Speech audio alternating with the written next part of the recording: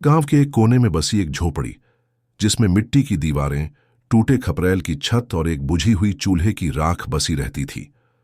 वहीं जन्म लिया था मयंक ने। उसका जन्म भी किसी आम बच्चे की तरह नहीं हुआ था। उसकी मां शारदा खेतों में मजदूरी करते करते प्रसव पीड़ा से तड़प रही थी। गांव की किसी दाई या डॉक्टर की वहां पहुंच न थी। ऐसे में मिट्टी के आंगन में धूल और घास के बीच उसका जन्म हुआ।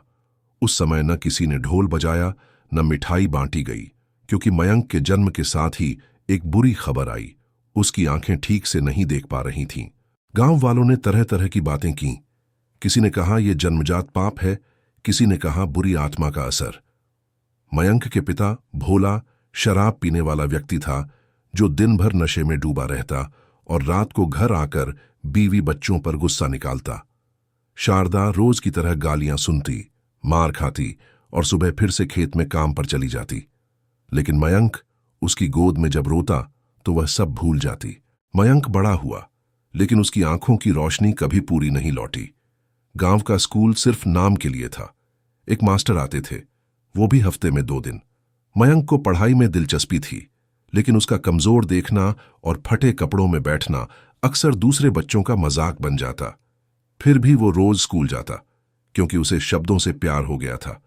उसकी मां जब खेत से लौटती तो वह उससे कहानियां सुनाता, जो उसने मास्टर जी से सुनी थीं या खुद सोच ली थीं। जैसे जैसे उम्र बढ़ी, जिम्मेदारियां भी बढ़ने लगीं। पिता का शरीर शराब से जवाब देने लगा था। मां का एक पैर खेत में हल चलाते समय फिसल गया और वह लंगड़ी हो गई। अब घर चलाने का बोझ मयंक पर आ गया। गांव में कोई काम देने को तैयार नहीं था। एक आंख से ठीक से न देख पाने वाला लड़का भला खेत में क्या करेगा? पर मयंक ने हार नहीं मानी।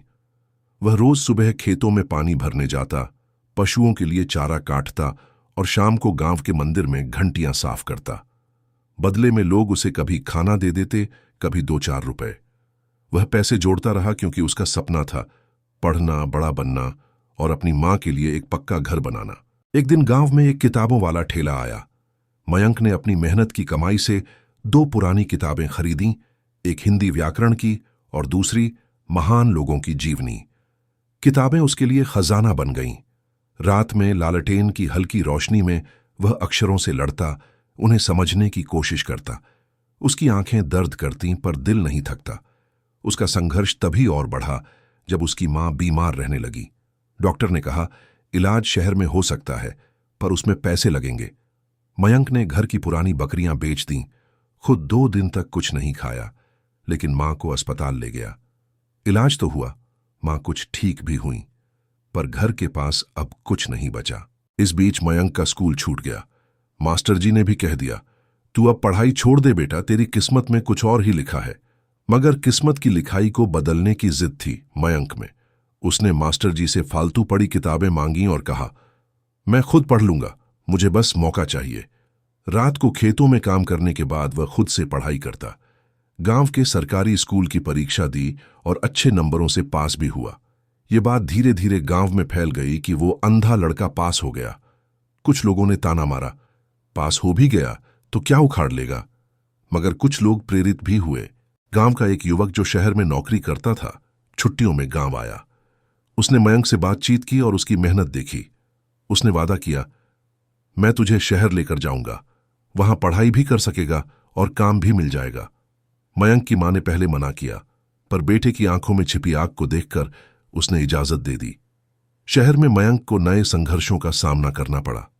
वहां की भीड़, ट्रैफिक, भाषा, सब कुछ अलग था, पर वह धीरे धीरे सब सीखता गया। उसने एक बुक स्टोर में काम पकड़ लिया। दिन में काम करता और रात में सरकारी कॉलेज से पढ़ाई। वहां की लाइब्रेरी उसकी दुनिया बन गई। अक्सर वह खुद से सवाल करता, क्या मैं भी बड़ा आदमी बन सकता हूं? क्या मेरी आंखों की कमजोरी मेरे सपनों को भी कमजोर बना देगी? पर हर बार जवाब आता, नहीं। जब तक मां की झोपड़ी में बारिश टपकती रहेगी, तब तक मैं हार नहीं मानूंगा। मयंक ने हिंदी साहित्य में स्नातक किया। उसके लेख अब अखबारों में छपने लगे थे। उसका एक लेख, अंधेरे में भी उम्मीद की रोशनी, ने उसे पहचान दिलाई। वह गांव लौटा तो उसकी मां की आंखों में आंसू थे। तू सच में मेरे सपनों का मयंक है बेटा। अब वह खुद गांव के बच्चों को पढ़ाता है। उसने गांव में एक छोटा पुस्तकालय खोल दिया है जहां गरीब बच्चे पढ़ने आते हैं। उसने अपनी मां के लिए एक पक्का घर बनवाया है और पिता की शराब की लत छुड़वाकर उन्हें एक नया जीवन दिया है। मयंक की आंखें आज भी कमजोर हैं, लेकिन उसके सपने अब दुनिया देख रही है। उसकी कहानी बताती है, अगर हौसले हों तो जन्म से आई हर कमजोरी को भी ताकत में बदला जा सकता है। यह कहानी किसी एक मयंक की नहीं, बल्कि हर उस व्यक्ति की है जिसने जिंदगी की पहली सांस संघर्ष से ली और फिर हार नहीं मानी।